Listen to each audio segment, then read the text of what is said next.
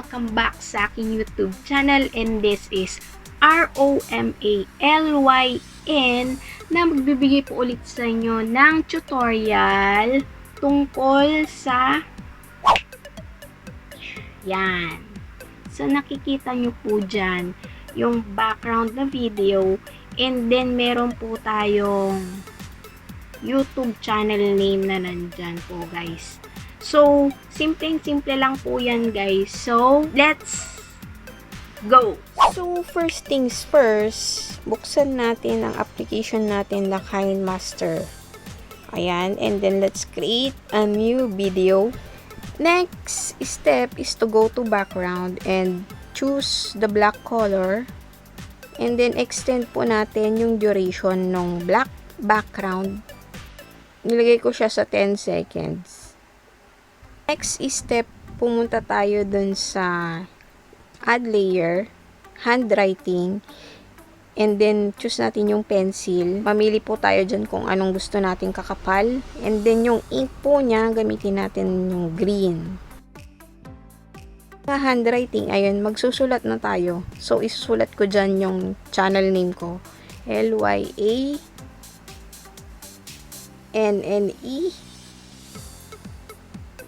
0305.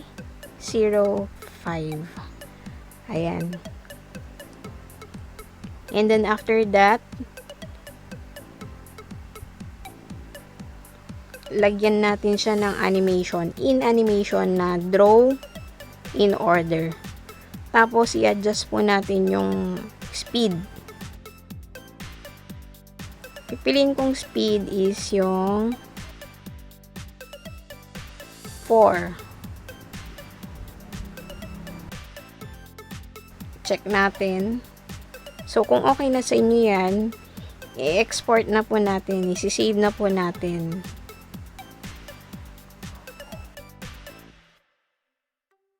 So, export natin. Ayan. Hintayin natin siyang makompleto. So, agad-agad yan na magsisave doon sa gallery. So, after that, gagawa ulit tayo ng new video, new project.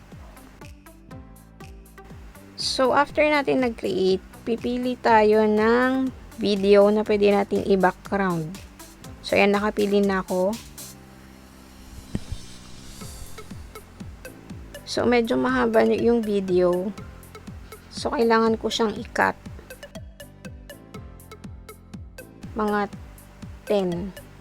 Di ba yung ginawa ko kanina is 10 seconds. So, kailangan 10 seconds lang din tong ilalagay kong background niya. Susunod po dyan is mag-add layer tayo, and then ipapatong po natin dyan yung ginawa natin kanina. So, pipindutin natin siya, full screen natin. Ayan. So, nakapatong na siya dun sa video.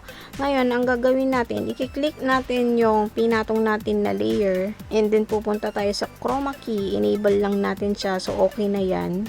And then, after that, pupunta tayo dun sa blending.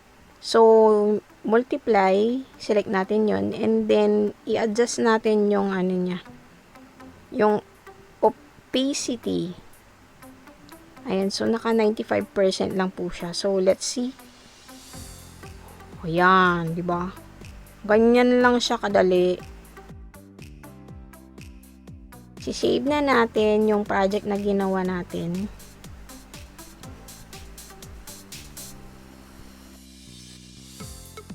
So, ayun. Shala, okay na. Kung ayaw nyo po yung handwriting nyo, pwede nyo pong i-select yung add text para i-text na lang po yung itatype ninyo para maganda yung font po niya. So, ganun din. Ang pipiliin po ninyong color is yung green. So, thank you guys for watching my video, and please don't forget to like, share, and subscribe to my channel. Please hit the notification bell to keep updated sa aking mga bagong videos. So, bye! God bless!